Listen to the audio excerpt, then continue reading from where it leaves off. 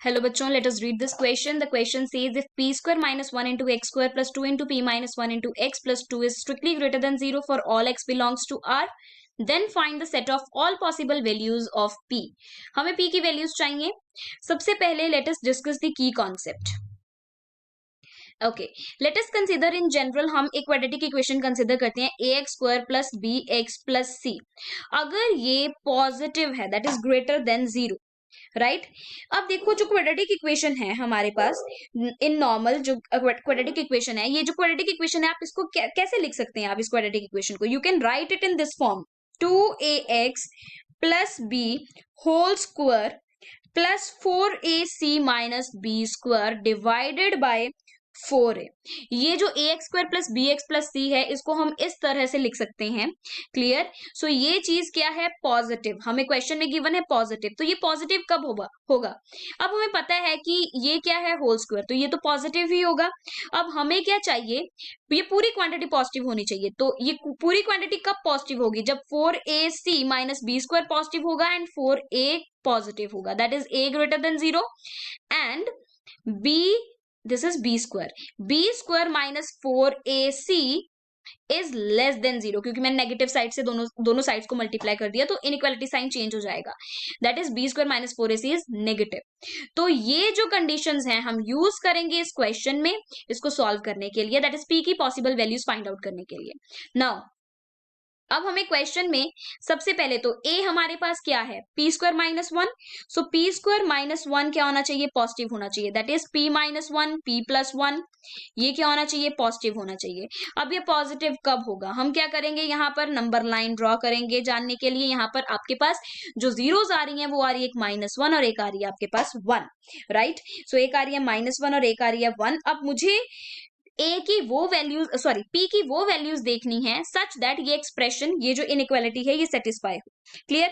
अब देखिए अगर तो आप यहाँ पर -1 से पीछे की तरफ देखेंगे, दैट इज यहाँ पर अगर यहाँ से आप p की कोई वैल्यू पिक करेंगे -1 से छोटी, तो हमें पता है ये एक्सप्रेशन हमारा क्या होगा, नेगेटिव होगा, राइट. और ये वाला एक्सप्रेशन भी हमारा क्या होगा, नेगेटिव होगा. So negative into negative positive, that means ये यहाँ से आपको पॉजिटिव, -1 से पीछे पॉजिटिव, माइनस और 1 के बीच में आपको नेगेटिव मिलेगा ये एक्सप्रेशन, एंड 1 से अगर आप ऊपर जाएंगे तो अगेन आपको पॉजिटिव मिलेगा. तो हमें तो क्या चाहिए, ग्रेटर देन 0, पॉजिटिव.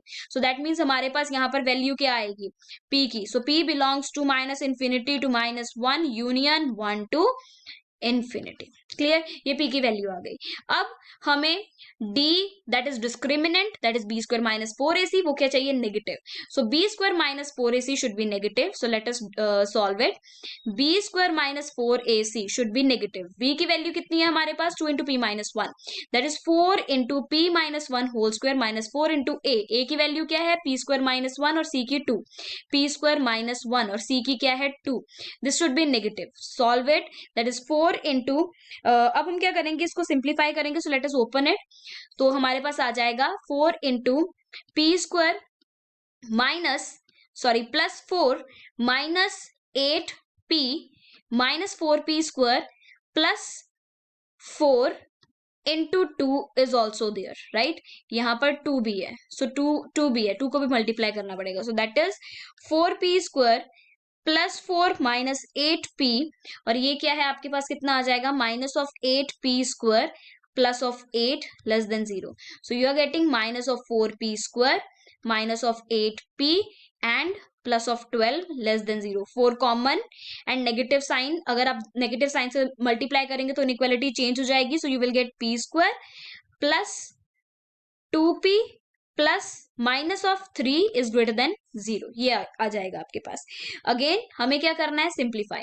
सो हमें split the middle term method apply करना पड़ेगा. सो अगर आप यहाँ पर लिखेंगे plus 3p minus of 3 greater than 0, p common, so you will get p plus 3, minus 1 common, you will get here p plus 3 greater than 0. So p plus 3 and p minus 1 greater than 0. Again मुझे p की वो values देखनी है जो कि इस inequality को satisfy करेंगे. सो हम क्या करेंगे, अगेन नंबर लाइन ड्रॉ करेंगे. आपको जो जीरोस हैं वो क्या क्या मिल रही है, एक -3 मिल रही है, एक 1 मिल रही है. अगर आप -3 से पीछे देखेंगे राइट अगर आप -3 से पीछे देखेंगे तो आपको ये जो पूरा एक्सप्रेशन है वो क्या बन जाएगा, आपका पॉजिटिव बन जाएगा। राइट वो क्या बनेगा, पॉजिटिव, क्योंकि ये भी टर्म नेगेटिव हो जाएगी, ये भी टर्म नेगेटिव हो जाएगी। और यहाँ पर आपको -3 और 1 के बीच में नेगेटिव मिलेगा, 1 से आगे आपको पॉजिटिव मिलेगा। सो दैट इज यहाँ पर p की वैल्यू मुझे क्या चाहिए, पॉजिटिव। सो p अगेन किसको बिलोंग करेगा, p will belong to -infinity to 3 -3 open interval union 1 to infinity। मुझे ये जो मैंने दो p की वैल्यूज निकाली हैं इन दोनों का इंटरसेक्शन चाहिए। अब मुझे पता है -1 बड़ा होता है किससे, -3 से। सो दैट मीन्स हमारे पास जो p की वैल्यू आएगी, देखो 1 to infinity सेम है और सेम रहेगा, राइट। लेकिन यहां पर है -infinity to -1 और यहाँ -infinity to -3। हम -infinity to -3 चूज करेंगे क्योंकि हम इंटरसेक्शन ले रहे हैं, कॉमन नंबर्स हमें चूज करने हैं। सो दैट मीन्स आपके पास जो फाइनल आंसर होगा वो ये होगा, p belongs to -infinity to -3 union 1 to infinity। इसको आप इस तरीके से भी लिख सकते हैं। कैसे लिख सकते हैं आप इसको, you can write it like p is strictly less than -3 and p is strictly greater than 1, ऐसे भी लिख सकते हैं। क्लियर, और यही आपका फाइनल आंसर होगा। Hope you understood the explanation of this question. Thank you and best of luck.